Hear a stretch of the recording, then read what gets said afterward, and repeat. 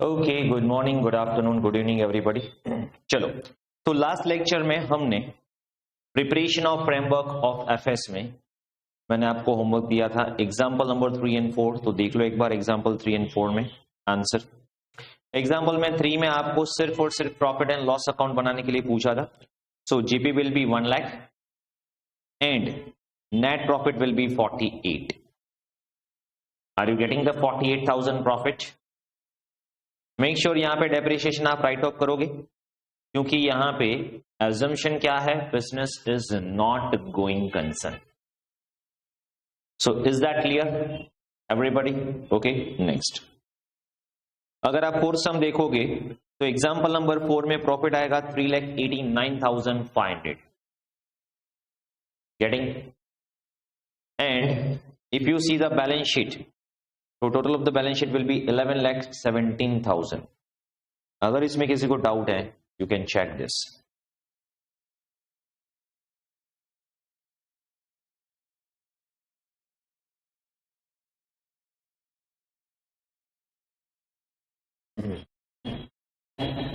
चलो, is it clear? Any doubt in example 3 and 4? Homework done? Next example number 6 देखिए, new syllabus November 20। Following is the balance sheet of messrs S traders as on 31 March 19। Capital, अब ये similar kind of question है, फिर भी हम एक बार कर लेते हैं, नॉट टू वरी, रिपीट हो जाएगा। और वैसे भी हमने अब तक क्या किया इस पर्टिकुलर लेक्चर में। तो what about the components of the financial statement? Obviously balance sheet, profit and loss, statement of P&L, cash flow statement, notes and schedule forming part of the accounts। कौन कौन यूजर्स है financial statement के? Investor को क्या चाहिए कि उसको information मिले, डिविडेंड, रेगुलर इनकम कितना मिलने वाला है, ग्रोथ प्रोस्पेक्ट क्या है, employ, lenders, supplier, customer, government और जनरल पब्लिक, सभी को फाइनेंशियल स्टेटमेंट में इंटरेस्ट होगा। और इसीलिए फाइनेंशियल स्टेटमेंट का हम फ्रेमवर्क प्रिपेयर करते हैं, प्रेजेंट करते हैं। और वो हेल्प कहां पे करेगा? तो ऑब्वियसली अकाउंटिंग स्टैंडर्ड में, डेवलपमेंट ऑफ अकाउंटिंग स्टैंडर्ड में, रेगुलेशन में। This will become a base for alternative. अगर ट्रीटमेंट है तो यहाँ पे श्योरिटी हो जाएगी, जो अकाउंटिंग स्टैंडर्ड में नहीं लिखा है वो यहाँ पे मेंशन करेंगे। यूजर्स को भी इसका यूज होगा, ऑडिटर को ऑडिट करने में भी हेल्पफुल होगा। तो ये सब उसके बेनिफिट्स हैं। 3 फंडामेंटल अकाउंटिंग एजम्पशन हमने देखे थे लास्ट लेक्चर में, सॉरी। तो वो 3 फंडामेंटल अकाउंटिंग एजम्पशन क्या है? अगर हम वो 3 फंडामेंटल अकाउंटिंग एजम्पशन की बात करें तो going concern basis, okay, the entity is going for foreseeable future. Foreseeable future मतलब क्या? जब आप फाइनेंशियल स्टेटमेंट बनाते हैं तो एटलीस्ट नेक्स्ट ईयर तक तो वो कंटिन्यू करेगा ही करेगा। ओके, ये कौन सा एजम्पशन है? Fundamental accounting assumption. मतलब ये ऑब्वियस एजम्पशन है, मतलब अगर आप फॉलो नहीं करते तो ही आपको डिस्क्लोज करना है। अगर आप फॉलो कर रहे हो तो आपको हर बार डिस्क्लोज करने की जरूरत नहीं है। सेम वे दूसरा हमने लिया था accrual system of accounting, that is due basis, mercantile basis, not on cash basis. और कंसिस्टेंट अकाउंटिंग पॉलिसी आप कंसिस्टेंटली फॉलो कर रहे हो, year on year, year on year, year on year. Okay, तो इतना आपने थियरी में देखा था और हमने प्रैक्टिकल किया भी था कि गोइंग कंसर्न होगा तो क्या, गोइंग कंसर्न नहीं होगा तो क्या। ओके, 1 2 यहां पे किया था, 3 4 होमवर्क में दिया था। तो एग्जांपल नंबर 6 एक और बार रिपीट कर लेते हैं, आपको क्लियर हो जाएगा कि ये क्या है। चलो, capital, loan, trade payable, P&L, fixed asset, closing, debtor, deferred and cash. Remaining life is 6 years, जबकि एनआरवी है 90। Sales purchases are given, cost और NRV of closing stock is also given. General expenses में क्या है? Interest on loan already included है, कितना मतलब specifically दिया है 53,800। D for expenditure normally 5 year में राइट ऑफ करते हैं हम, 6,000 पर एनम। डेटर टोटल 65 है, डेटर इज 65, जिसमें से 5,000 तो डाउटफुल है। और collection of another 10,000 debtor depends on successful installation. Closing trade payable अगर आप सेटल करोगे तो 5% डिस्काउंट, कंटिन्यू करोगे तो डिस्काउंट नहीं मिलेगा। Prepayment of loan 4,000 and cash balance is given. तो ये जो क्वेश्चन पूछते हैं डिट्टो सिमिलर, ओके, कोई भी एडजस्टमेंट में कुछ भी चेंज नहीं किया, everything as it is, no problem. चलो प्रैक्टिस कर लेते हैं, रिपीट कर लेते हैं, no issue with the same. तो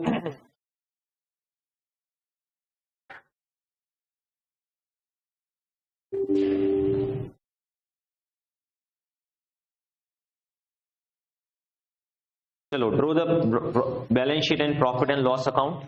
यहां पे आपको एजम्पशन क्या लिया है, assuming the firm is not going concern, तो हमें सिर्फ नॉट गोइंग कंसर्न का ही बनाना है, यस। चलो तो यहां पे profit and loss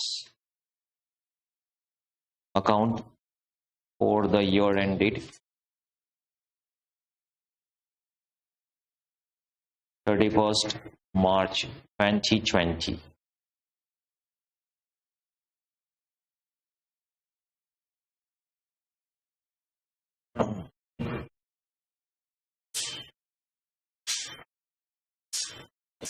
Assuming not going concern and balance sheet।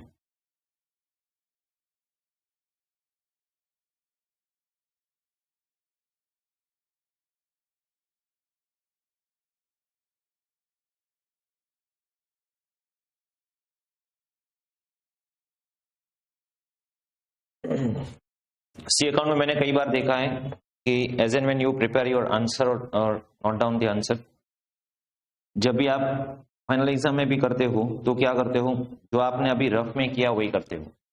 So make sure and have a habit that कि आप यहाँ पे क्लास में, घर पे रफ वर्क, होमवर्क जो भी कर रहे हो वो स्ट्रिक्टली फॉर्मेट के हिसाब से करो। नरेशन लिखना है तो प्रॉपरली लिखो, हेडिंग देना है प्रॉपरली दो, क्योंकि जो अभी करोगे आप वही फाइनल एग्जाम में करोगे। तो अभी आप हैफेजेडली लिखोगे तो फाइनल एग्जाम में भी हैफेजेडली आएगा ऑब्वियसली। सो प्रॉपर फॉर्मेट, और इसीलिए जब भी मैं यहाँ पे क्लास वर्क में कोई क्वेश्चन करवाता हूं, आई strictly follow the format so that you follow the same also. इसीलिए मैं यहाँ पे ड्रॉ करके अच्छे से प्रेजेंट करता हूं जिससे वो आप सिमिलर रिपीट करो, ठीक है। Particulars, rupees and all. Here the balance sheet as on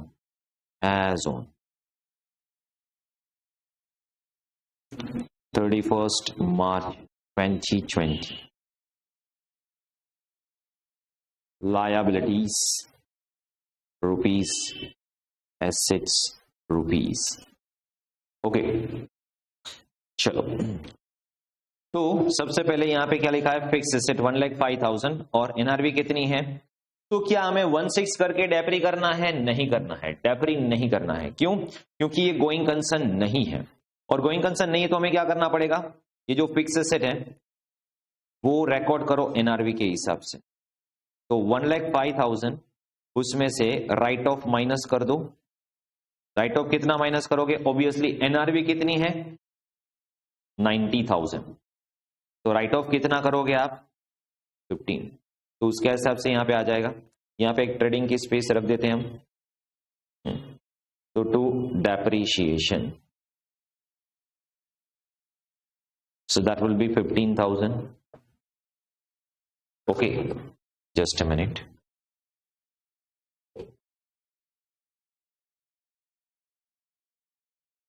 so depreciation will be 15,000। Next, यहां पे आपको सेल परचेस दिया है। लास्ट ईयर का closing stock will become opening stock over here, so that is to opening stock 76,000।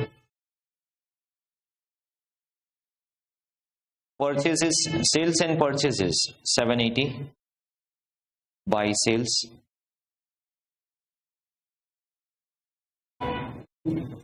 to purchases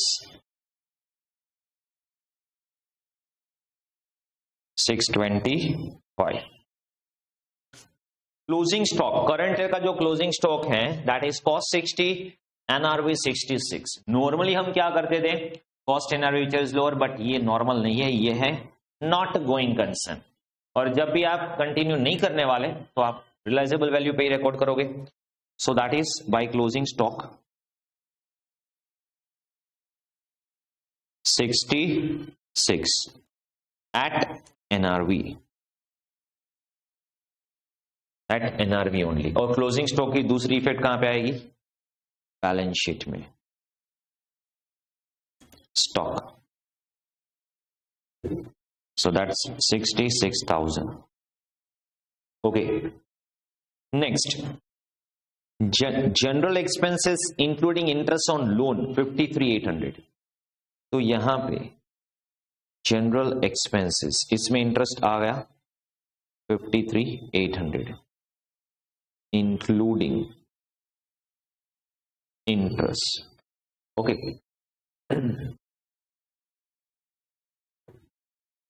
deferred, तो यहां पे अगर आप देखोगे डिफर्ड है 24 और बोला है 5 इयर्स में राइट ऑफ करोगे. अभी 5 इयर्स कंटिन्यू करोगे तो राइट ऑफ करोगे ना.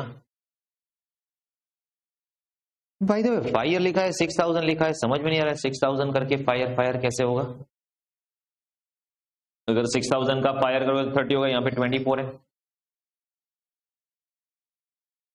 Already 6,000 last year right of किया होगा, मतलब अभी 4 इयर्स पेंडिंग है. तो अभी 4 इयर्स पेंडिंग है तो 4 इयर्स चलने वाले हो. आप बिजनेस कंटिन्यू करने वाले हो क्या?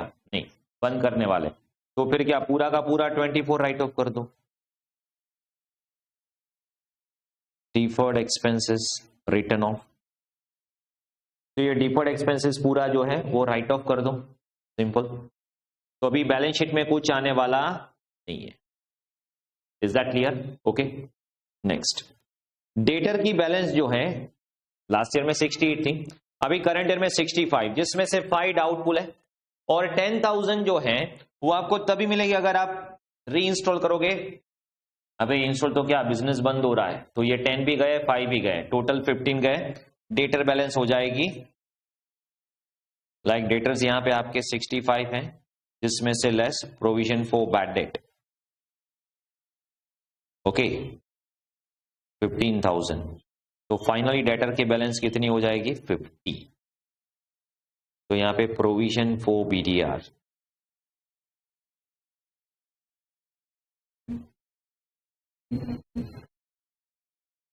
so that's 15.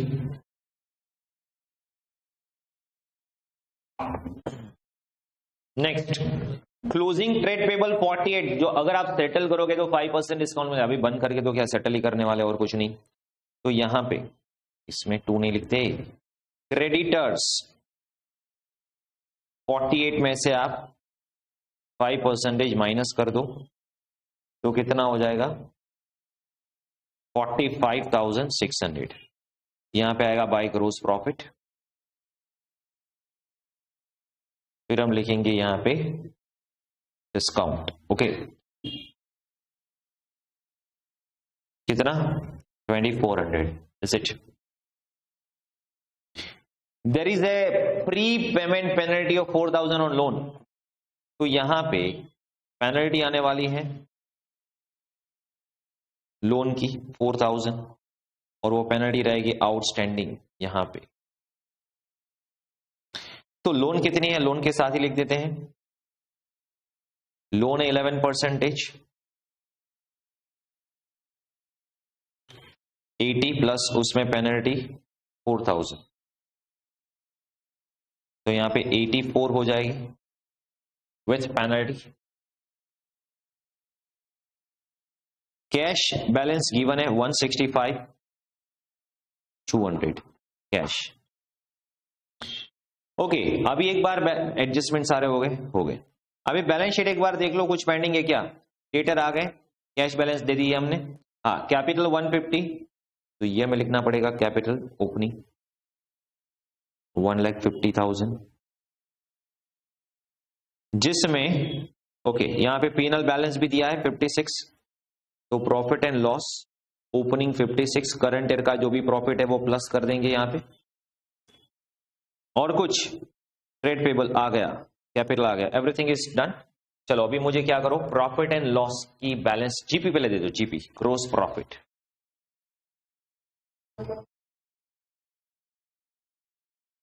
1,45,000 नेट प्रॉफिट दे दो।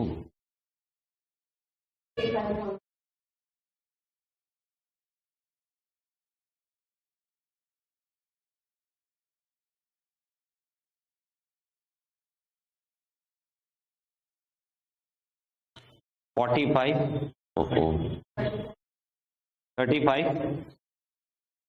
35,600 नेट प्रॉफिट बराबर है। तो यहां पे 35,600 नेट प्रॉफिट आ जाएगा।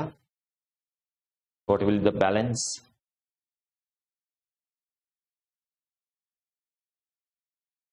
Is it 91,600? तो total of the balance sheet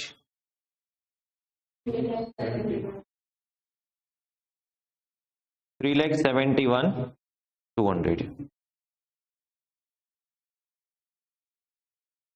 चलो इतना क्लियर है। तो नॉन गोइंग कंसर्न का सिंपल सा क्वेश्चन जो बार बार रिपीट होता है, यही टाइप के एडजस्टमेंट के साथ। ओके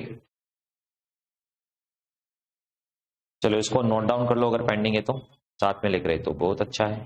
चलो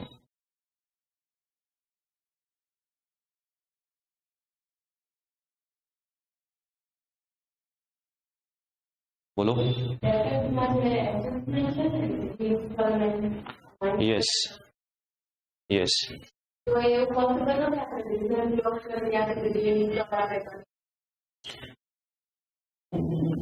depends on successful certain product supplied to customer. Okay अभी वो प्रोडक्ट अगर हम सप्लाई करेंगे और कंटिन्यू करेंगे ना, क्योंकि होगा क्या समझो, इंस्टॉलेशन के बाद आपको, आप मशीनरी दे रहे हो तो रेगुलर मेंटेनेंस करना पड़ेगा, वो तो आप नहीं कर पाओगे ना, तो वो देने वाले नहीं है कंटिन्यूशन नहीं करोगे तो। सो जब ऐसा लिखा हो तो हम क्या करेंगे, राइट ऑफ ही कर देंगे, क्योंकि वो तभी देंगे जब आप कंटिन्यू करोगे। अभी आपका बिजनेस बंद हो गया तो फिर उसको भी पता है कि आप बंद कर रहे हो, ठीक है, फिर तो वो देने वाले नहीं है, तो इसका तो प्रोविजन बनता है कि नहीं, अभी देने वाले नहीं तो फिर प्रोविजन कर दो।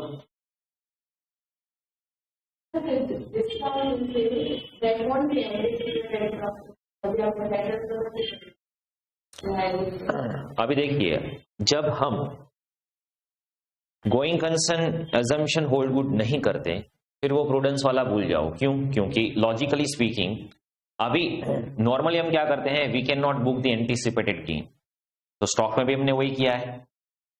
ओके बट क्योंकि ये going concern assumption hold good नहीं कर रहा है, तो अभी हम बैलेंस शीट में फाइनेंशियल स्टेटमेंट में जो भी लिखेंगे, not at historical cost, not at the normal principle, but at realisable value. क्योंकि अभी मैं एज ऑन 31 मार्च स्टॉक बेचने जाऊंगा, कितना होगा 66, तो 6,000 का प्रॉफिट में बुक कर सकता हूं।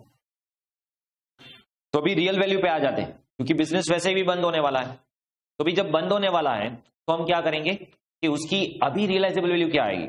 अभी नॉर्मल वैसे डेप्रिसिएशन में जाओगे 1,05,000 का 6 करोगे, तो इट में हैपन, चलो यहां पे मान लीजिए फिक्स एसेट की वैल्यू सीधी 50,000 होगी, तो 55,000 सीधा राइट ऑफ करना पड़ेगा आपको, क्योंकि हम क्या कंसीडर कर रहे हैं, अभी बिजनेस बंद ही होने वाला है, तो अभी मैं फिक्स एसेट बेचने जाऊंगा, मुझे वैल्यू क्या मिलने वाली है, तो वही वैल्यू पे हम यहाँ पे रिकॉर्ड कर रहे हैं, चाहे वो स्टॉक हो चाहे वो। और पता है कि क्रेडिटर को अभी हम सेटल कर देंगे, वो 5% दे देंगे कि भाई बिजनेस बंद होने वाला है, अभी कुछ है ही नहीं, देना तो दो, तो बोलेंगे ठीक है 5% डिस्काउंट पे ले लो। तो हमने क्या किया, अभी उतना ही देने आए, रियलाइजेबल वैल्यू और पेएबल वैल्यू है उस पर ही रिकॉर्ड करेंगे। ओके चलो इतना क्लियर, इसमें कोई डाउट? तो ये हमारा फंडामेंटल अकाउंटिंग एजम्पशन का पहला एजम्पशन था कि गोइंग कंसर्न एजम्पशन। वैसे तो हमने थ्योरी में तीनों कर लिए, बट अभी प्रैक्टिकल तीनों करते हैं। इतना क्लियर, इसमें कोई डाउट? ठीक है नेक्स्ट। अभी देखिए दूसरा एजम्पशन क्या था हमारा, अनदर एजम्पशन वाज कि आप अकाउंटिंग कैसे फॉलो करते हो, तो we are following accounting on mercantile basis, that is due basis, और you can say accrual basis. तो यहां पे अगर आप देखोगे अकाउंटिंग की मेथड के बारे में,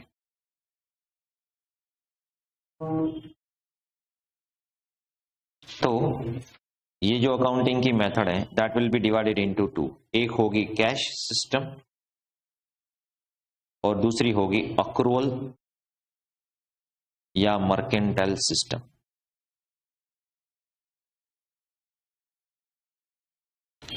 ओके, थ्योरेटिकली हमने लास्ट लेक्चर में देख लिया था। कैश सिस्टम क्या है, यहां पे हमें कंसर्न किसके साथ है, हमारा you can say periodicity concept से कोई लेना देना नहीं है, हमारा लेना देना है कैश के साथ। अगर कैश आते हैं,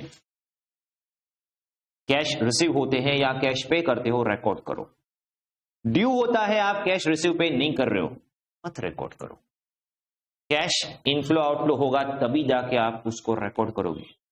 अगर कैश नहीं आ रहा है, कैश जा भी नहीं रहा है, ड्यू हो गया, ड्यू हो गया सर, ड्यू हो गया, करंट ईयर का एक्सपेंस है, पे किया क्या, नहीं किया, तो मत रिकॉर्ड करो। तो कब रिकॉर्ड करोगे, जब पे करोगे। तो सर वैसे तो आप 2 साल का एक्सपेंडिचर एक साथ पे करोगे, हाँ तो फिर वैसे लिखो। तो फिर तो इस सिस्टम में तो ऐसा हुआ, मान लीजिए आपने 2 साल का एक्सपेंस साथ में पे किया, 1 साल में तो एक्सपेंस लिखा ही नहीं, मतलब वो पर्टिकुलर, हाँ हो सकता है। बट जब आप अक्रूवल सिस्टम पे जाओगे, ओके, तो वहां पे क्या होगा, he will always go by you can say periodicity concept. Current year की एक्सपेंस, करंट ईयर का जो भी एक्सपेंसेस है वो करंट ईयर में बुक करो, करंट ईयर की जो भी रेवेन्यू है वो करंट ईयर में बुक करो, चाहे रिसीव हुई है नहीं हुई है, चाहे आपने एक्सपेंस पे किया है नहीं किया है। और इसी वजह से आउटस्टैंडिंग, रिसीवेबल, एडवांस, प्रीपेड, उसका कंसेप्ट आता है। और normally we follow this, normally default assumption is accrual. But यहां पे कुछ ट्रांजेक्शन दिया है और वो ट्रांजेक्शन से आपको समझाना चाहते हैं कि अगर आप दोनों मेथड में करोगे तो उसकी इंपैक्ट आपके प्रॉफिट पे क्या आने वाली है। चलो देखते हैं। A trader purchased an article A on credit in period 1, 50,000. He also purchased article B in period 1, 2,000 for cash. The trader sold article 1, 60,000 in cash. He also sold article B in period 1, 2,500 on credit. Prepare profit and loss of the trader by 2 basic accounting method. Okay. तो यहां पे अगर आप देखोगे, period 1 की बात हो रही है, ओके, और यहां पे 2 आर्टिकल के बारे में बात हुई है, article a, article B. Okay, अब यहां पे लॉजिकली समझो, ये कैश सिस्टम है, यहां पे अक्रूवल सिस्टम है, फाइनेंशियल ईयर 22-23 की बात कर रहे हैं मान लीजिए फॉर एग्जांपल। ओके, तो यहां पे अगर आप देखोगे कि ए trader purchase article A on credit, on credit मतलब आपने कैश पे नहीं किया, ड्यूरिंग द ईयर परचेस किया है आपने क्रेडिट पे। तो जब आप क्रेडिट पे परचेस करोगे तो यहां पे क्या होगा, a article credit purchase, article A on credit period 1 ₹50,000, तो मैं अक्रू कर दूंगा, अक्रूवल के हिसाब से मैं लिख दूंगा यहां पे 50,000 मैंने परचेस किया। The trader sold article a in period 1 for cash. अभी आर्टिकल ए जो है वो सेल कितने में किया, सोल्ड फॉर कैश, मतलब जो भी लिखा है हम पहले लिखते हैं फिर बाद में पीनल में आते हैं कैसे करना है। Trader A sold article A for cash 60,000। अभी बी के बारे में बात करते हैं। Trader he also purchased article B in period 1, purchase article B for cash ₹2,000, जबकि सेल किया क्रेडिट पे। Okay, sold B on credit 20,500। इतनी इंफॉर्मेशन लिखी है। अभी हम क्या करेंगे, सबसे पहले मैं एक काम करता हूं, कैश सिस्टम पे प्रॉफिट एंड लॉस बनाता हूं। अगर हम कैश सिस्टम फॉलो करेंगे तो क्या होगा, और दूसरा हम बनाते हैं अक्रूवल सिस्टम। अगर मैं सेम प्रॉफिट एंड लॉस, यही सिचुएशन अक्रूवल सिस्टम पे बनाऊंगा तो डिफरेंस क्या होने वाला है। तो पहले will draw the format of profit and loss account. यहां पे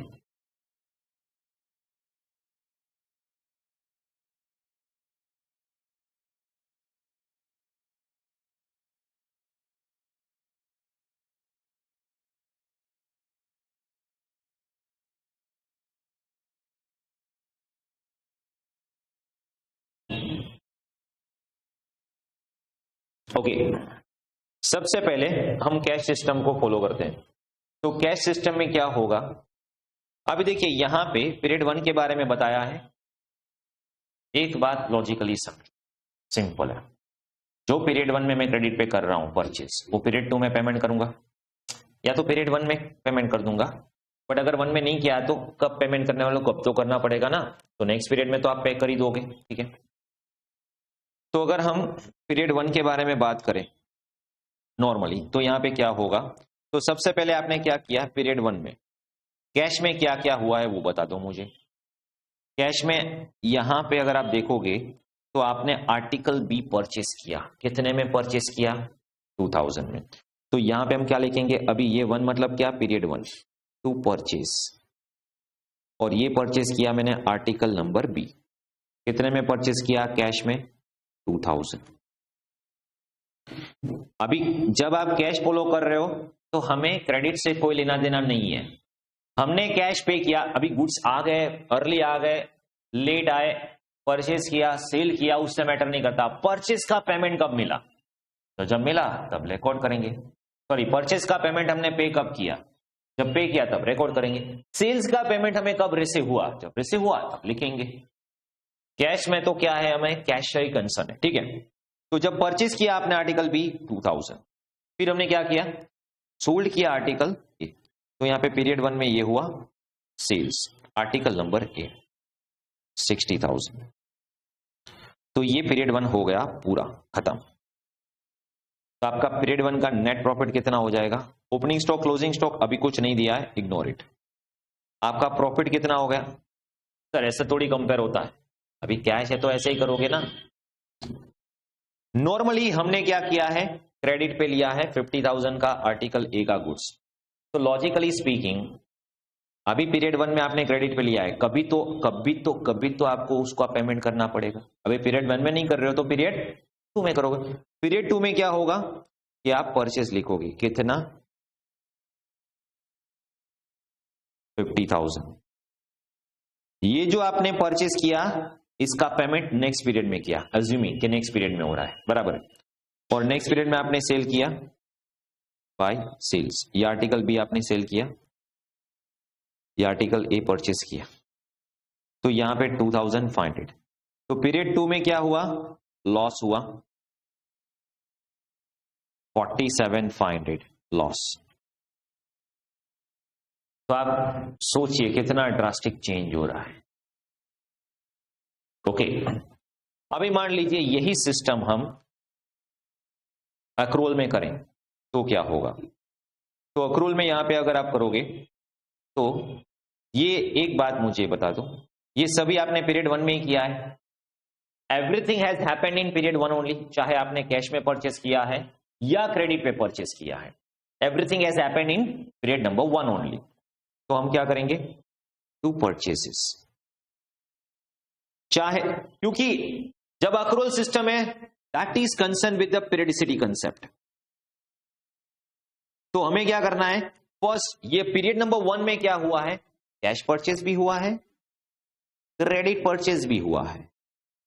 पीरियड 1 में क्या हुआ है, कैश में भी सेल्स किया, क्रेडिट में भी सेल्स किया, कितना, कैश परचेस कितना हुआ, तो करंट पीरियड में हमने कैश परचेस किया 2000 और क्रेडिट परचेस किया 50,000, तो टोटल परचेस हुआ 52। जबकि अक्रूवल सिस्टम में क्या हुआ है, सेल कैसे हुआ है, तो कैश में सेल हुआ है 60 और क्रेडिट पे सेल हुआ है 25, तो टोटल हुआ 62,500। तो अभी आपका प्रॉफिट कितना होगा, 10,500 in period 1 only.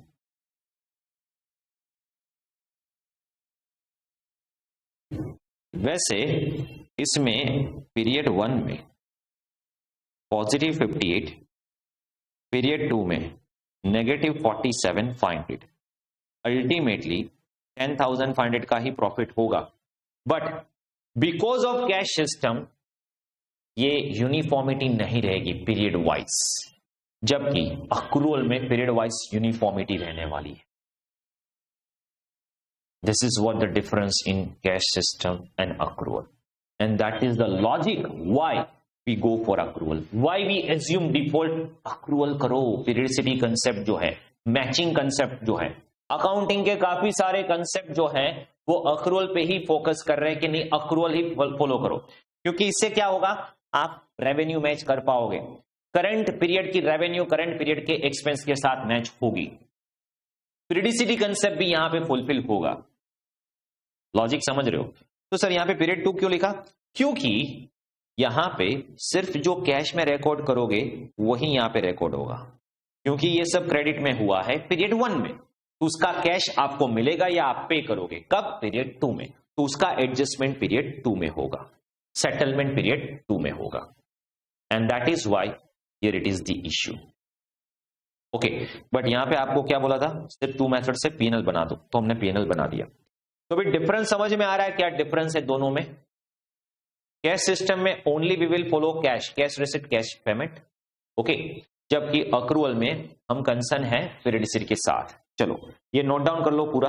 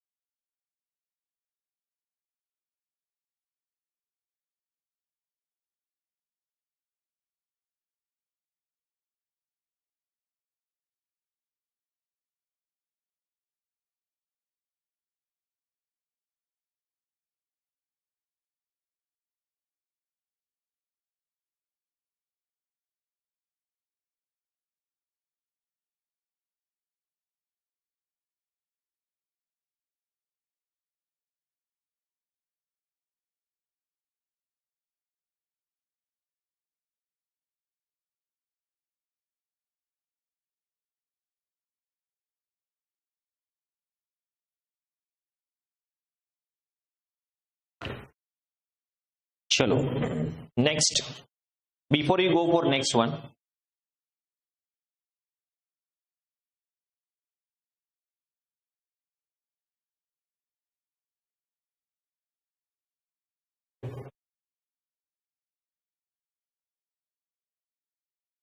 C normally क्या होगा, एक एग्जांपल लेता हूं एक्सपेंस के साथ, और कॉमन एक्सपेंसेस है, से फॉर एग्जांपल सैलरी। मान लीजिए हम कोई एम्प्लॉय को सैलरी पे कर रहे हैं ₹120 पर एनम, मतलब 10,000 सैलरी है। अभी मान लीजिए फाइनेंशियल ईयर 22-23 है, ओके, जिसमें सैलरी ड्यू हुई है दैट्स 120, जबकि हमने ये ड्यू है और ये कैश पेमेंट किया है 110 ओनली, 10,000 की सैलरी अभी भी आउटस्टैंडिंग, ये है कैश पेमेंट ऑफ सैलरी। और फाइनेंशियल ईयर 23-24 में क्या होगा, ऑब्वियसली सैलरी ड्यू हर साल 120 होगी। अभी होगा क्या, नेक्स्ट ईयर में हमने क्या किया कि एक तो वो आउटस्टैंडिंग वाली सैलरी थी 10,000 वो पे की, प्लस करंट ईयर की सैलरी जो है 120 वो हमने पेमेंट किया, तो टोटल कैश पेमेंट कितना हुआ 130। ओके, तो यहां पे अल्टीमेटली होगा क्या समझो, टोटल तो सेम ही रहने वाला है, टोटल तो सेम ही रहने वाला है 240 का 240,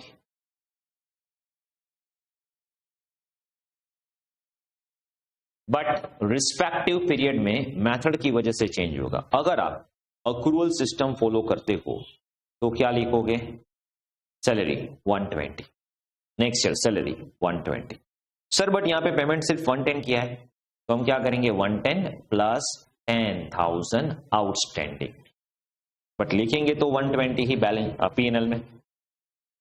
जबकि अगर आप कैश सिस्टम फॉलो करते हो तो आप क्या लिखोगे, फर्स्ट ईयर में 110, सेकेंड ईयर में 130, तो इजंट ही 10,000 का लॉस प्रॉफिट जो है वो स्विच ओवर हो रहा है। एक साल में 10,000 का प्रॉफिट ज्यादा आएगा और दूसरे साल में प्रॉफिट 10,000 कम आएगा। आर यू गेटिंग दिस और नॉट? तो ये एक डिफरेंस है कैश और अक्रूवल में, cash system and accrual system. Clear है? Shall we go ahead with the next question? Okay चलो, तो एग्जांपल नंबर 8 पे आ जाओ।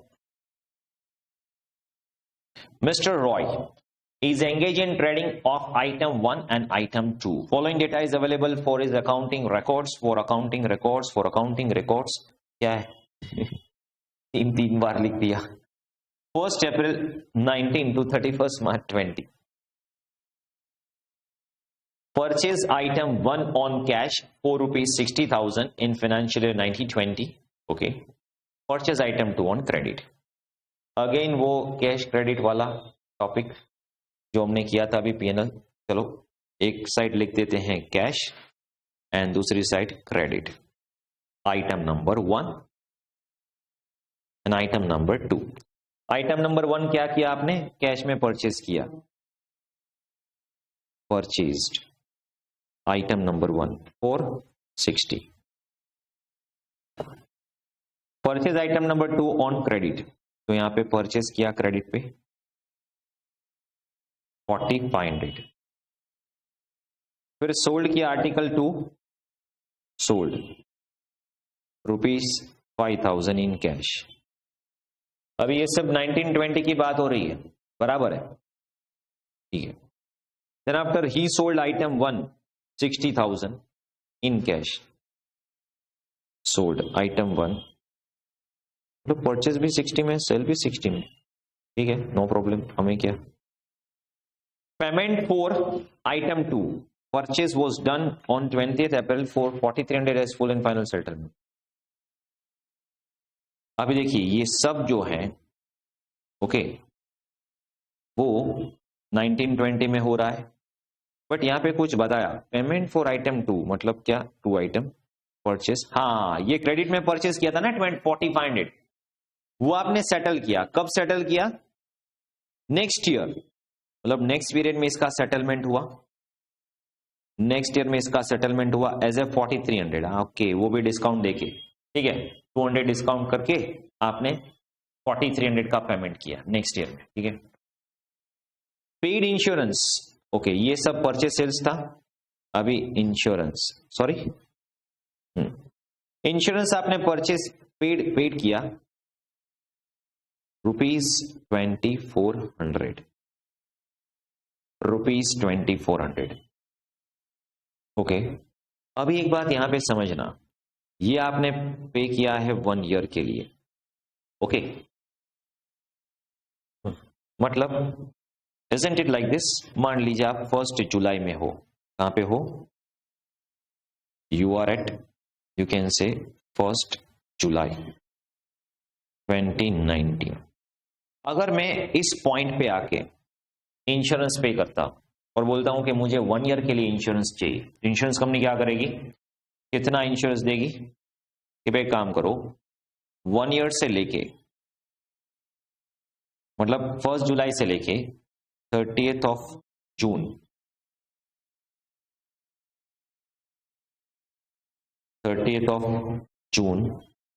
2020 तक ये इंश्योरेंस चलने वाला है, ऐसा बोलेंगे।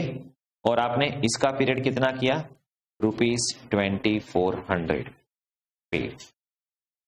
इतना समझ में आ रहा है, ठीक है। Next, wages of worker is payable for the month of March, और वेजेस की बात करेंगे तो वो तो पेबल है, मतलब ये लास्ट मंथ के वेजेस जो है वो आउटस्टैंडिंग है ₹200। चलो इतना क्लियर है। अभी हमें क्या करना है, we need to prepare the cash and mercantile system से प्रॉफिट एंड लॉस, ऐसा बोला है। चलो तो यहां पे प्रॉफिट एंड लॉस अकाउंट बनाएंगे कैश एंड मर्केंटाइल सिस्टम के हिसाब से। Profit and loss account,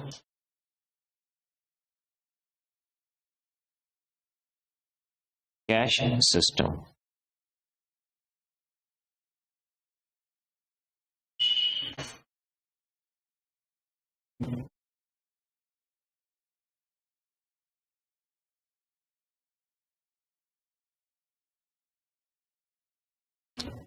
then after profit and loss account mercantile system or accrual system।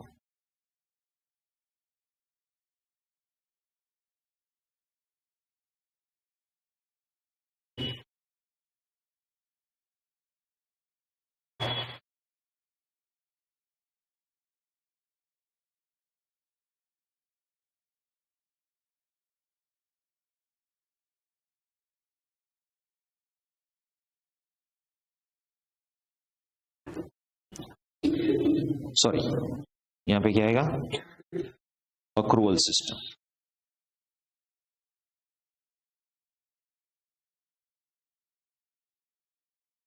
चलो सबसे पहले कैश के हिसाब से लिखते हैं यहां पे। कैश में क्या होगा, ये पीरियड में मैंने जितना भी कैश पेमेंट किया है, रिसीव किया है, वो इंपॉर्टेंट। करंट ईयर में मैंने जितना भी पेमेंट किया है, रिसीव किया है, वो इंपॉर्टेंट। किस पीरियड के लिए पेमेंट किया है, किस पीरियड के लिए मैंने ये पेमेंट या रिसीव किया है, वो इंपॉर्टेंट नहीं। करंट ईयर में पे किया, एक्सपेंस में रिकॉर्ड कर दो। करंट ईयर में रिसीव हुआ, रेवेन्यू जनरेट हुआ, इनकम में रिकॉर्ड कर दो, सिंपल है। तो हम कैश को कंसर्न करेंगे। तो परचेज कितना किया मैंने, 60, तो यहां पे लिखेंगे हम टू परचेज कैश 60,000। यहां पे बाय सेल्स, तो सेल में item number 1, item number 2 60 and 5, तो टोटल होगा आपका 65,000। तो ये हो गया परचेज सेल। सर परचेज भी किया था हमने, आइटम नंबर 2 क्रेडिट पे 4500, क्रेडिट पे क्रेडिट पे क्रेडिट, उसका सेटलमेंट हम करेंगे नेक्स्ट ईयर को, तो नेक्स्ट ईयर के कैश में आएगा, अभी राइट नाउ नहीं आएगा। कैश सिस्टम में तो नहीं आने वाला ऑब्वियसली। इंश्योरेंस कब पे किया, कब पे किया, किस पीरियड के लिए किया, इंपॉर्टेंट नहीं है, कब पे किया, राइट नाउ करंट ईयर में 1 जुलाई 19, और ये हम प्रिपेयर कर रहे हैं for the year ended, for the year ended 31 मार्च 20। तो यस यहां पे लिखेंगे हम टू इंश्योरेंस, और वो कितना होगा 2400 पूरा, यस क्योंकि पे किया है पूरा तो पूरा लिखेंगे। ओके नेक्स्ट, ये आ गया, ये आ गया। अभी नेक्स्ट वेजेस पेबल, अरे पेबल है ना, पे तो नहीं किया ना, नहीं तो इग्नोर इट, पे करेंगे तो लिखेंगे वरना इग्नोर कर दो। चलो वेजेस को इग्नोर कर दो। तो अभी आ गया आपका नेट प्रॉफिट, बोलो कितना,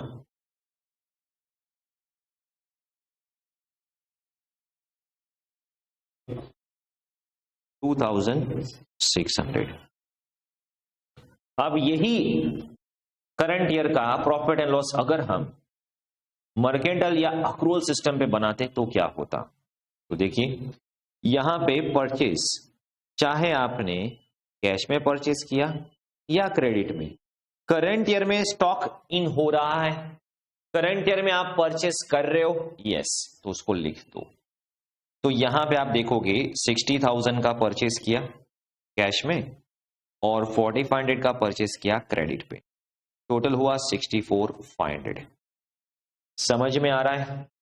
सेल्स, तो सेल्स जो है कैश में हुआ कितना, ये सेल किया आपने 60 और यहाँ पे 5, और कुछ सेल्स है क्या? हाँ, और यहाँ पे लिखना भूल गए हम, ये आइटम नंबर 1 जो है वो आपने 15,000 रुपीज सोल्ड ऑन क्रेडिट, 15,000। तो यहां पे अगर आप देखोगे सेल्स हुआ है क्रेडिट पे 15 और कैश पे 65, तो कैश पे यहां पे 65 होगा और क्रेडिट पे हम पर सेल्स कर रहे हैं 15,000, बट वो 15,000 क्रेडिट में, इसलिए कैश सिस्टम में तो लिखा ही नहीं हमने कहीं पे। चलो, तो सेल्स कितना होगा टोटल 18, बराबर है, इसमें कोई डाउट?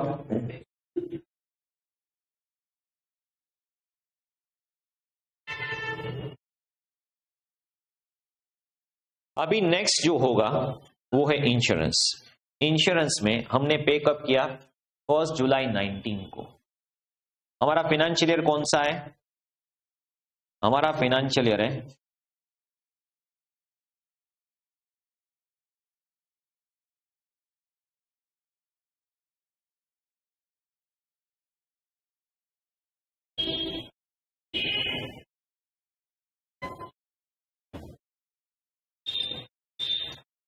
1 अप्रैल 19 से लेके 31 मार्च 20 तक। अभी देखिए हमें कंसर्न क्या है, हमारे पीरियड में कितना एक्सपेंस अक्रू होगा। भले ही आपने 20 पे कर दिया, बट उसमें से जुलाई से लेके मार्च तक जो 9 मंथ्स हैं वही करंट ईयर का है, मतलब इसमें से 3 मंथ्स जो है दैट इज अप्रैल मई जून, ये आपने एडवांस में पे किया, जिसको बोलते हैं हम प्रीपेड इंश्योरेंस, एडवांस में पे किया, जो इस पीरियड का नहीं है।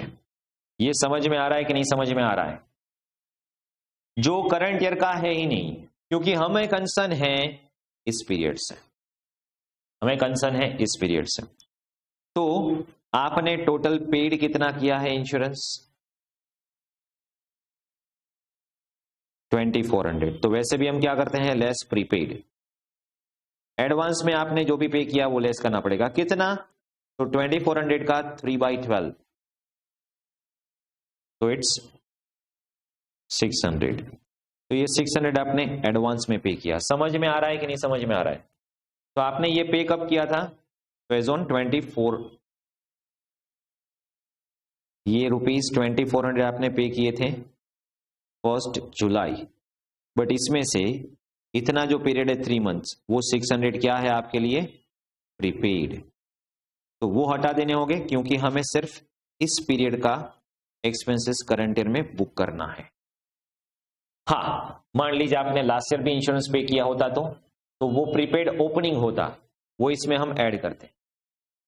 तो नॉर्मली क्या करते हैं हम, आपने जो भी एक्सपेंस पे किया है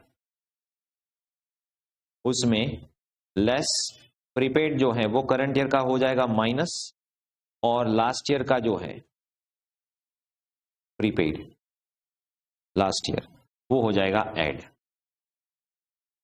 तो फिर तो सर 2400 रहेगा, बट करना पड़ेगा ऐसा, ठीक है, उसके बाद होगा। Is that clear? क्योंकि हमें हमारे पीरियड से कंसर्न है, एक्चुअल पेमेंट या एक्चुअल रिसीट से कंसर्न नहीं है। ओके, और दूसरी बात, यहां पे वेजेस भी कुछ आउटस्टैंडिंग बता रहे हैं, तो क्या वो लिखेंगे? ऑब्वियसली यस, तो वेजेस हो जाएंगे 200। एक और बात यहां पे,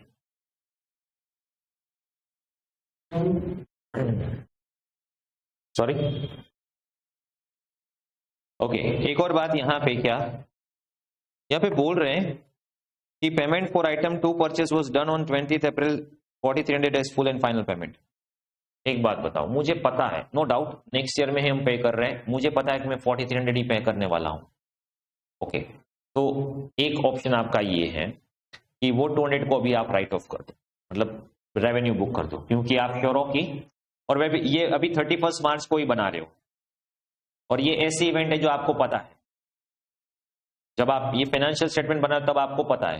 ऐसा कंसिडर करके आप यहां पे कंसिडर कर सकते हो कि हाँ, हम क्या करेंगे, डिस्काउंट कंसिडर करने वाले हैं 200 का पेमेंट करके. ओके, तो ऐसे कर सकते हो, या फिर इसको इग्नोर भी कर सकते हो कि नेक्स्ट ईयर हम बुक कर देंगे, जब पे करेंगे तब कंसिडर करेंगे. बट यहां पे आपको पता ही है 31 मार्च को, it is known at the time of preparing the financial statement, तो it is more better you book the revenue right now. तो अभी प्रॉफिट क्या होगा इसका,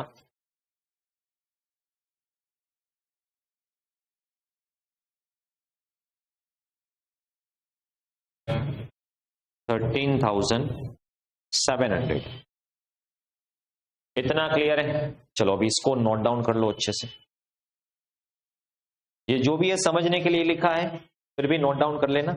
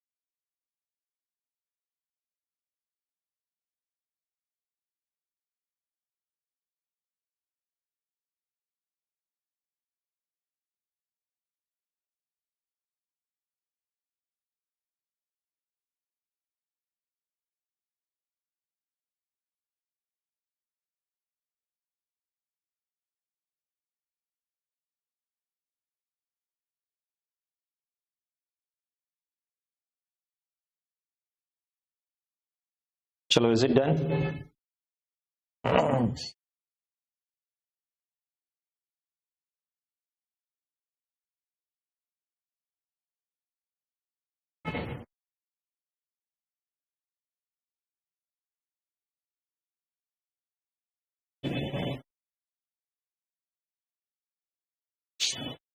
कम बैक टू थियरी। थियरी में 4 क्वेश्चंस हमने कर लिए थे। 5th one, what are the qualitative characteristics of financial statement which improve the usefulness of information furnished therein. अभी देखिए, नॉर्मली फाइनेंशियल स्टेटमेंट तो क्वांटिटेटिव टर्म्स में हम प्रेजेंट करते हैं कि क्या रेवेन्यू है, इनकम है, एक्सपेंस है, एसेट्स हैं, liabilities and all, in terms of figures along with notes to accounts and disclosure and all. But यहां पे हम बात करने वाले हैं क्वालिटेटिव कैरेक्टरिस्टिक्स, जिससे क्या होगा कि फाइनेंशियल स्टेटमेंट की यूजफुलनेस बढ़ जाएगी। Now see, as we have seen के मेनी यूजर्स जो है वो फाइनेंशियल स्टेटमेंट पे डिपेंडेंट होते हैं। तो आपका फाइनेंशियल स्टेटमेंट जो है उसमें ये जो मेन कैरेक्टरिस्टिक्स हैं क्वालिटेटिव, वो होनी चाहिए, क्योंकि अगर ये नहीं होगी, ठीक है, तो आप उस पर रिलाई करके जो भी डिसीजन लोगे वो गलत हो जाएंगे। ओके, तो what are the qualitative characteristics that attribute usefulness, क्योंकि इससे फाइनेंशियल स्टेटमेंट की यूजफुलनेस बढ़ जाएगी। फर्स्ट है understandability. Financial statement should present information in manner so as readily understandable by user with reasonable knowledge of business and economic activity. अभी देखिए, आप किसी का भी फाइनेंशियल स्टेटमेंट उठा लो, Reliance, Tata, whatever, okay, no doubt बहुत ज्यादा इंफॉर्मेशन देंगे, उसका रिपोर्ट आप देखोगे बल्क में होगा। बट अगर आप किसी का भी फाइनेंशियल स्टेटमेंट लो, अगर आपको थोड़ी इकोनॉमिक की नॉलेज है, मतलब ये अकाउंटिंग की नॉलेज है, अकाउंटिंग की टर्मिनोलॉजी का नॉलेज है, तो you will be able to know कि उसका प्रॉफिट क्या है, रेवेन्यू कितनी जनरेट हो रही है, टर्नओवर क्या है, प्रॉफिट क्या है, डिविडेंड कितना दे रहे हैं, वगैरह वगैरह। मतलब अंडरस्टैंडेबल होना चाहिए। ऐसा नहीं कि आप मतलब इतने हाई फाई लैंग्वेज फॉर्मेट में दिया हो कि आपको कुछ समझ में नहीं आया कहां से कहां जा रहा है, ठीक है, तो ऐसा नहीं होना चाहिए। आप जो फॉर्मेट में दे रहे हो that should be understandable to the users, चाहे वो इन्वेस्टर हो, चाहे वो बैंक हो, लेंडर्स हो, क्रेडिटर्स हो, तो इसीलिए कॉमन फॉर्मेट रखते हैं जिससे यूज आसानी से हो पाए और समझ में भी आ जाए। It's not right to think that more disclosure always better. अब देखिए, कई बार आप क्या है, इतनी बल्क इंफॉर्मेशन दे दोगे, यूजर कंफ्यूज हो जाएंगे। ओके, सब कुछ तो सबको बताने की जरूरत नहीं है, जितनी रिक्वायरमेंट है सिर्फ उतना ही डिस्क्लोजर दे दे। ओके, तो जो इंपॉर्टेंट है, जो रिलेवेंट है, उसका ही डिस्क्लोजर देना है। जो इररिलेवेंट है, आप इतना डिटेल में पैराग्राफ में लिखते जा रहे हो, यूजर को कोई इंटरेस्ट ही नहीं उसमें, क्या करेंगे, पढ़ेंगे। Okay, the mass of irrelevant information create confusion and can be even more harmful than non-disclosure. इससे तो अच्छा डिस्क्लोजर ना दिया होता। आपने इतना सारा डिस्क्लोजर दे के ज्यादा कंफ्यूज कर दिया और नेगेटिव इंपैक्ट भी हो सकती है। No relevant information can be however withheld on ground of complexity. हाँ, बट उसका मतलब ये नहीं है कि अगर मैं डिस्क्लोजर दूंगा तो कॉम्प्लेक्स हो जाएगा, इसलिए डिस्क्लोजर नहीं दे रहा हूं। अरे जो जरूरी है डिस्क्लोजर देना, वो तो देना ही पड़ेगा आपको। यहां पे हम ऐसा बता रहे हैं कि जितना रिक्वायर्ड है उतना दो, ज्यादा मत दो, और जो यूजर को समझ में आए। इसीलिए हम फॉर्मेट क्या करते हैं, general purpose financial reporting framework. और इसीलिए अभी देखिए, ये सब ठीक है, बट जो भी फॉर्मेट आपको देंगे, ओके, उसी फॉर्मेट में आप देने वाले हो, तो ऑब्वियसली फॉर्मेट ही अगर आप ऐसा बनाओगे लाइक शेड्यूल 3 कि जो कॉमन यूजर के अंडरस्टैंड में आ जाए, तो फिर लोग वही बनाने वाले हैं ऑब्वियसली। तो ये जो फॉर्मेट प्रिपेयर कर रहे हैं उसको ये ध्यान रखना है, और जो उसको बना रहे हैं यूजर्स, मतलब जो बिजनेसमैन जो है, जो अकाउंटेंट है, उसको भी ध्यान में रखना है ये कैरेक्टरिस्टिक्स। दूसरा, relevance. FS should contain relevant information only. Information which is likely to influence economic decision by user is said to be relevant. There is one concept called materiality. Okay. Only material item or only relevant item which is, you can say, important for the users are to be considered. Such information may help user to relate past, present, future event. or confirm on corresponding past evolution. The relevance of piece of information should be judged by its materiality. अभी देखिए, item which is not material, user को उसकी कोई requirement ही नहीं है, आप क्यों दे रहे हो, आप डिस्क्लोजर क्यों दे रहे हो उसका, जो मटीरियल ही नहीं है. मटेरियलिटी मतलब क्या? The item, the knowledge of which will influence the decisions of the users of the financial statement. ऐसी कोई भी पीस ऑफ इंफॉर्मेशन जो इंफॉर्मेशन पढ़ के यूजर अपना डिसीजन में मतलब चेंज कर सके, उसके लिए वो इंपॉर्टेंट इंफॉर्मेशन है. हाँ, वो सब दे सकते हो आप. तो piece of information shed to mentally formation of misstatement can influence the economic decision of the user. मतलब ये डिस्क्लोजर अगर आपने दिया होता तो इन्वेस्ट नहीं करते. मतलब वो पीस ऑफ इंफॉर्मेशन मटेरियल है और वो आपको देनी ही पड़ेगी. मतलब you can not avoid the material disclosures, you can not avoid the item which is material. Okay, तो आपको relevant and material information disclose करना पड़ेगा. Next, reliability. तो obviously financial statement should be reliable. Information must be reliable. See that it must be free from material error or bias. आपको biasness में कुछ भी record नहीं करना है. जो भी मतलब फाइनेंशियल स्टेटमेंट की जो भी इंफॉर्मेशन है, जो भी आपने ट्रांजेक्शन किए हैं, तो those transaction should be free from material misstatement due to error और फ्रॉड. ओके, तो transaction event reported are faithful, और इसीलिए ऑडिटर को क्या बोलते हैं, आपको देना है क्या, that financial statement are true and fair and free from material misstatement due to error और फ्रॉड. तो information provided are not likely to be reliable unless. हाँ, तो रिलायबल, अभी देखिए आपको बोला फाइनेंशियल स्टेटमेंट रिलायबल दो, तो रिलायबल कब होगा वो तो बता दो. ठीक है, अगर जितने भी ट्रांजेक्शन और इवेंट्स हैं, क्योंकि उसी के बेसिस पे सारी जर्नल एंट्री होगी, जर्नल के बेसिस पे लेजर में पोस्ट करोगे, लेजर में से पोस्ट करके आप trial balance, then financial statement. Ultimately financial statement is nothing but the outcome. What is the initial is transaction and events. तो वो जो ट्रांजेक्शन इवेंट है वो सही होने चाहिए. अभी मान लीजिए बिल जो इनवॉइस बनाया वो ही गलत है. आप बोलोगे बिल में इतना लिखा है, उतना ही लिखा है, इसमें क्या गलत है, पर बिल ही गलत है. जो रिसोर्स है, जो एविडेंस दिए हैं वो ही गलत बनाया है, तो फिर तो पूरा अकाउंट गलत ही होगा. आप बोलोगे सबकी सब एंट्री चेक कर लिए, एविडेंस के साथ सब कुछ मैच हो रहा है, पर एविडेंस ही गलत है. ओके, तो यहां पे जितने भी ट्रांजेक्शन, जितने भी इवेंट हैं, that should B, you can से, फेथफुली रिपोर्टेड एंड प्रेजेंटेड. कई बार ऐसा भी होगा, ट्रांजेक्शन हुआ है नहीं रिकॉर्ड करना है. क्यों रिकॉर्ड नहीं करना है? ब्लैक मनी, मुझे टैक्स पे ही नहीं करना है. ट्रांजेक्शन हुआ है नहीं रिकॉर्ड करना है, ब्लैक में किया, कैश किया, कैश पे किया, कैश रिसीव किया, फिर तो आप अकाउंट गलती बना रहे हो, फिर तो आपके फाइनेंशियल स्टेटमेंट पे रिलाई नहीं कर सकते. ओके, तो अभी जो अदानी ग्रुप में जो रिपोर्ट निकला है, ठीक है, उसमें क्या दे रहे हैं कि आपका जो स्टॉक है बहुत ही ओवर वैल्यूड है. ओके, आपने जो आपकी रिस्पेक्टिव प्रॉफिट एंड लॉस है या बैलेंस शीट है उसको अपलिफ्ट किया हुआ है. चलो वो प्रूव तो नहीं हुआ तो उसके बारे में बात नहीं करेंगे, बट सत्यम में तो प्रूव हो चुका था, उसमें वही किया था. तो लोग रिलाई करते जाते, फिर एक दिन वो ब्लास्ट हो गया इन्फ्लेट करते करते. तो सत्यम के केस में वही हुआ था कि आप क्या कर रहे थे कि अभी प्रेशर की वजह से आप क्या कर रहे थे, इन्फ्लेट कर रहे थे. कि काम करते अभी क्या है, अगर इन्फ्लेट नहीं करेंगे, ये सब लोग क्यों करते हैं, मैनेजमेंट फ्रॉड क्यों करते हैं, क्योंकि उसके काफी सारे शेयर्स की जो वैल्यू है वो इन्वॉल्व. अभी अगर पर्टिकुलर कंपनी है, मान लीजिए कि रिलायंस कंपनी है, अभी मुकेश भाई के शेयर कितने सारे होंगे उसके, और वर्थ मुकेश अंबानी की वर्थ डिपेंड अपॉन पूरा रिलायंस ग्रुप. अगर रिलायंस ग्रुप में कुछ भी होता है तो उसका रैंक सीधा डाउन चला जाएगा अगर नेगेटिव आता है, लाइक अदानी में हुआ.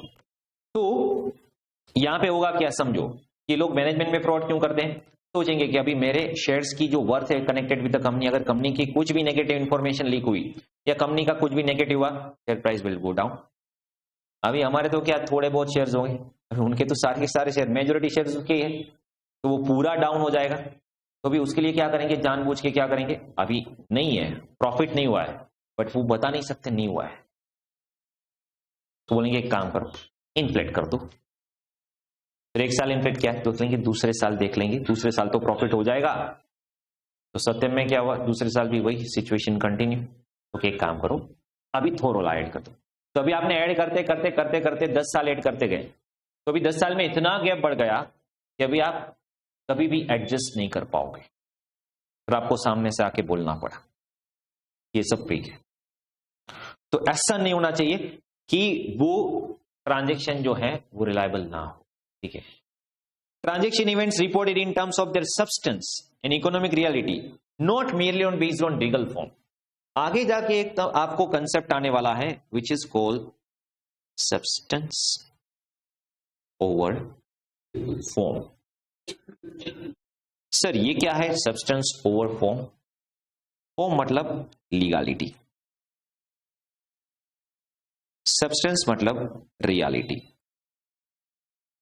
सी normally we pass the transaction, sir legal है वही करना है, इलीगल थोड़ी करना है। I am not talking about illegal, I am talking about reality. Okay, reality that is the principle is called substance over form. Substance over form मतलब हर बार ऐसा नहीं है कि लीगलिटी, लीगल में जो लिखा है वही important, you need to see the reality above the legality, मतलब difference. Okay, hire purchase transaction के बारे में सुना है, इंस्टॉलमेंट बेसिस या हायर परचेस ट्रांजेक्शंस, बराबर। तो हायर परचेस में क्या होता है? Transactions of you can say hire purchase.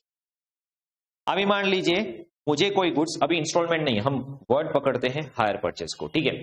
तो मुझे कोई गुड्स चाहिए इंस्टॉलमेंट, तो मैं जाता हूं रिस्पेक्टिव वेंडर के पास कि मुझे ये पर्टिकुलर जो है वो लैपटॉप लेना है, तो बोले ठीक है हायर परचेस पे मिलेगा। ओके, या फिर आप कार लेते हो, बोलेंगे हायर परचेस पे मिलेगा। हायर परचेस मतलब क्या? तो हायर परचेस में जनरली ऐसा एग्रीमेंट होता है कि आपको इंस्टॉलमेंट में गुड्स पे करना है, ठीक है। मतलब गुड्स का डिलीवरी तो आपको अभी मिल जाएगी, मान लीजिए मुझे कार अभी मिल गई, बट मुझे क्या करना है? उसका इंस्टॉलमेंट में पे करना है। तो उसको हायर परचेस क्यों बोल रहे हैं? क्योंकि जो हायर वेंडर है, जो सेलर है, उसने एग्रीमेंट में ऐसा लिखा है हायर परचेस, मतलब आप हायर पे ले रहे हो। भी लीगली आपको ओनरशिप नहीं मिलने वाली, ये कार लीगली अभी भी हमारी, तो कब मिलेगी? हायर परचेस बोलेगा पैसे तो मैं दे रहा हूं, ये मेरी ओनरशिप की कार है, नहीं आपको अभी नहीं मिलेगी। मिलेगी आपको कब? जब आप लास्ट इंस्टॉलमेंट पे कर दोगे तब। तो लीगली आप ओनर कब होगे? मान लीजिए इन्हें हायर परचेस पे लिया गुड्स, ओके, कंपनी से। अभी कंपनी ने बोला आपको लीगल ओनरशिप कब मिलेगी? जब आप लास्ट इंस्टॉलमेंट पे करोगे तब। अभी मान लीजिए 5 साल तक इंस्टॉलमेंट चलने वाले हैं, 5 साल के बाद ये कार आपकी हुई। आप बोलोगे अभी एक काम करते हैं, बुक में 5 साल के बाद लगते हैं, 5 साल के बाद आप कॉस्ट लिखोगे तब तो कार डेप्रिशिएट हो चुकी होगी, तो फिर उसका अकाउंटिंग कैसे करेंगे? और अकाउंटिंग में कैसे होगा? एसेट आप बुक करोगे, कब बुक करोगे?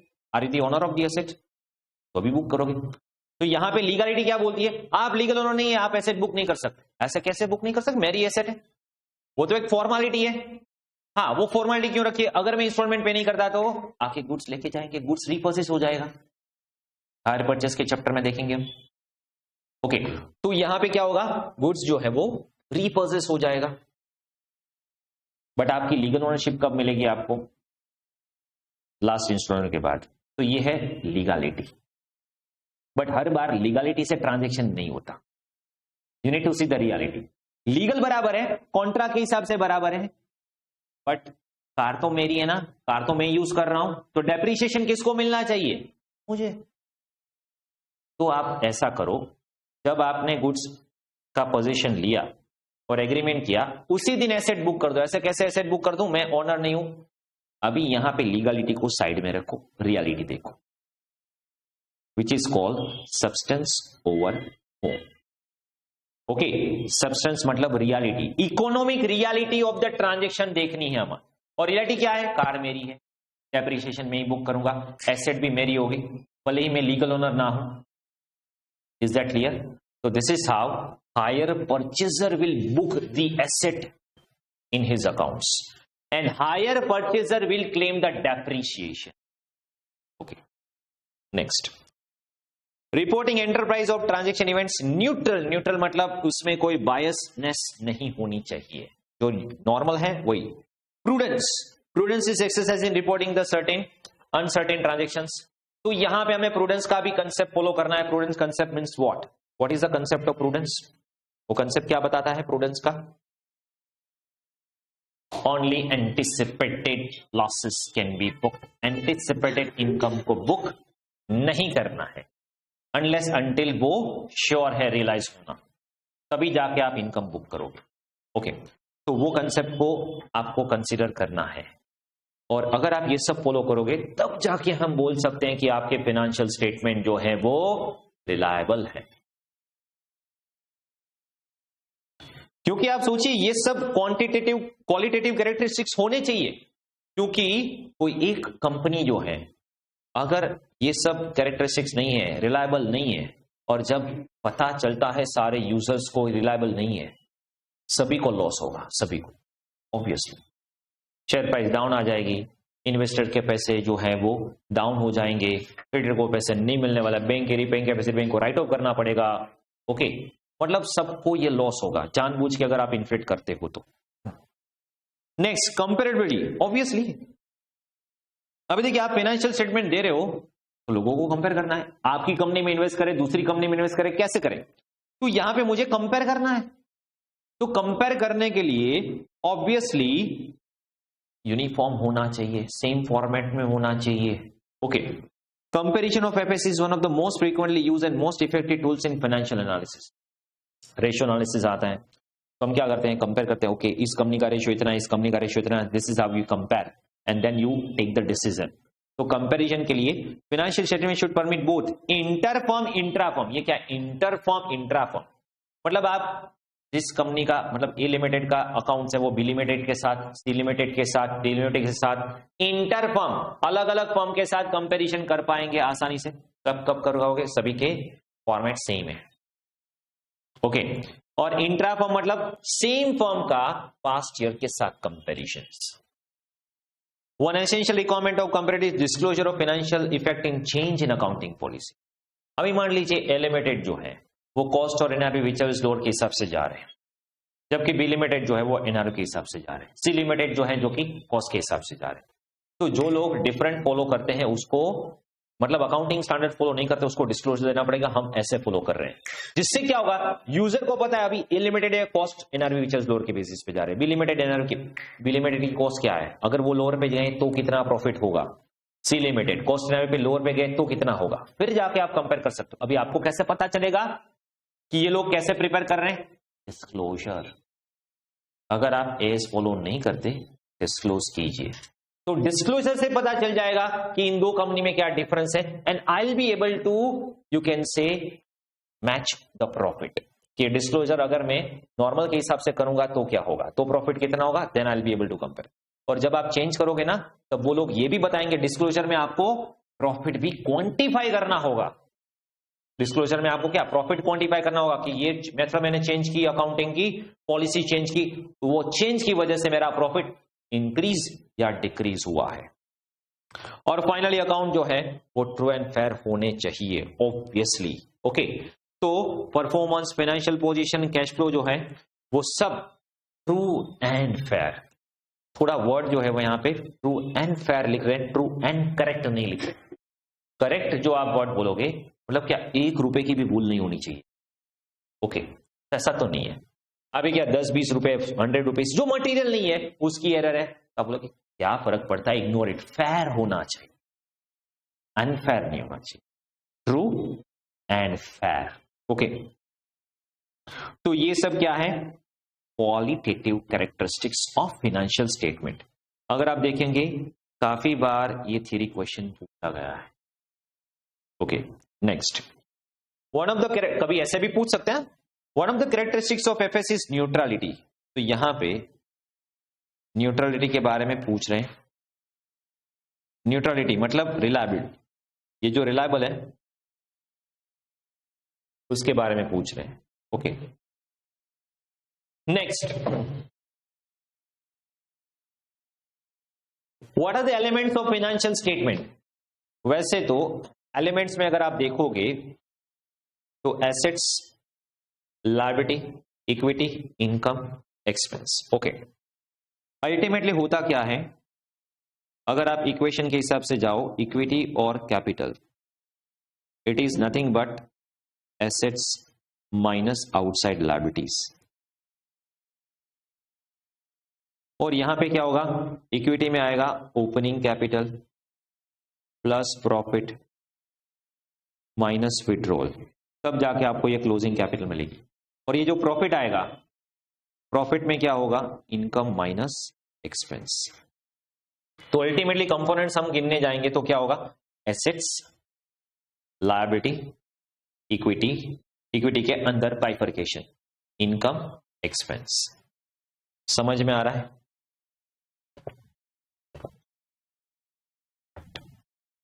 ओके, इतना क्लियर है। अभी जो एसेट्स हैं वो क्या है, assets are resources controlled by enterprise. ये क्या है, रिसोर्सेज, हमारे जो भी रिसोर्सेज हैं, आपकी जो भी फिक्स एसेट हैं, स्टॉक हैं, डेटर हैं, ये सब आपके रिसोर्सेज है which is control by enterprise. और ये रिसोर्सेज आप क्यों कंट्रोल कर रहे हैं, as a past event from which future economic benefit will expected to grow. कोई भी एसेट ले लो, एसेट तभी रिकॉर्ड करोगे, एक तो पास्ट इवेंट में आपने कुछ, ये आपका एसेट है, मान लीजिए आपने कोई एसेट लिया तो पास में लिया होगा कभी भी आपने ट्रांजेक्शन करके, और उसको आप एसेट में रिकॉर्ड तभी करोगे अगर उससे कोई फ्यूचर इकोनॉमिक बेनिफिट मिलता है। कोई भी एसेट आप 2 साल 3 साल 5 साल यूज करने वाले हो तो 2 to 5 years या मोर देन दैट ईयर्स आपको उसका बेनिफिट जनरेट हो रहा है, तभी जाके आप उसको एसेट में रिकॉर्ड करोगे। तो स्टॉक, अभी स्टॉक बेचोगे तो आपको रियलाइज होगा ना, डेटर फ्यूचर में आपको रुपीस देने वाला है, शॉर्ट टर्म तो शॉर्ट टर्म, लॉन्ग टर्म तो लॉन्ग टर्म, बट आपके रिसोर्सेज हैं जो आपको फ्यूचर में कुछ तो बेनिफिट जनरेट करके देने वाले हैं। बट सर अगर हमें फ्यूचर में कुछ बेनिफिट ही जनरेट नहीं हुआ तो बहुत सारा खर्चा कर लिया और फ्यूचर में कुछ बेनिफिट जनरेट ही नहीं करेंगे तो वो एसेट नहीं होगा। मान लीजिए कोई स्टॉक फायर आउट हो गया, तभी आप लिखेंगे विल बी स्टॉक, नहीं, तभी स्टॉक को राइट ऑफ कर दो, वो एसेट है ही नहीं क्योंकि उसका फ्यूचर बेनिफिट है ही नहीं। लैपटॉप आपका क्रैश हो गया, आउटडेटेड हो गया, अभी उसको स्क्रैप में ही बेचना पड़ेगा, तो आप एसेट में रिकॉर्ड नहीं करोगे, फ्यूचर में उसका बेनिफिट जनरेट ही नहीं होने वाला, तो उसको स्क्रैप करके बेच दो या स्क्रैप में राइट ऑफ कर दो। Liability, liabilities are your present obligation arising from past event. अभी देखिए कोई भी लायबिलिटी देख लो, पास्ट इवेंट की वजह से आपकी अभी राइट नाउ ऑब्लिगेशन है। कोई भी लोन, तो आपने पास में लोन लिया होगा तब जाके अभी इसकी बैलेंस है। क्रेडिट पे गुड्स परचेज किए होगे तब जाके आपको क्रेडिट को अभी राइट नाउ पेमेंट करना है। तो प्रेजेंट ऑब्लिगेशन पास्ट इवेंट की वजह से, और उसका सेटलमेंट आप करने वाले हो और आपको बेनिफिट तो मिला है ना। हाँ, क्या क्रेडिटर, आपने मान लीजिए परचेज किया तो गुड्स मिला ना, आपको बेनिफिट मिला ना, उसके सामने आपकी ऑब्लिगेशन है और ऑब्लिगेशन प्रेजेंट है। फ्यूचर ऑब्लिगेशन को आप कभी भी लायबिलिटी में रिकॉर्ड नहीं करोगे, आप तभी रिकॉर्ड करोगे अगर वो प्रेजेंट ऑब्लिगेशन, आपको 5 साल के बाद पेमेंट करना है, तो जब पेमेंट करना है ड्यू होगा तब लिखोगे। अभी तो नहीं है ना, अभी प्रेजेंट ऑब्लिगेशन नहीं है, नहीं तो अभी नहीं लिखना है, वो लायबिलिटी नहीं है आपकी। अब लोग नेक्स्ट ईयर पे करना है, हाँ तो जब पे करना है तब लिखना। That's not your liability right now, that is not your present obligation. Equity, equities क्या, रेसिडुअल एसेट में से लायबिलिटी माइनस कर दो, हो गई आपकी इक्विटी। आपके पास जितने रिसोर्सेस हैं अगर वो आप यूज कर दो लायबिलिटीज को पे ऑफ करने में, तो बचेगा क्या, आपका खुद का residual value, that is capital. Residual interest in the asset after deducting all its outside liability. Okay, income. Income क्या है, आपको पर्टिकुलर पीरियड में जो भी इकोनॉमिक बेनिफिट जनरेट होता है, और expense is what, economic benefit आपको डिक्रीज होता है, उसमें इंक्रीज होता है, इसमें डिक्रीज होता है। So that is how it will be. Next, और लास्ट क्वेश्चन यहां पे है एलिमेंट्स ऑफ फाइनेंशियल स्टेटमेंट।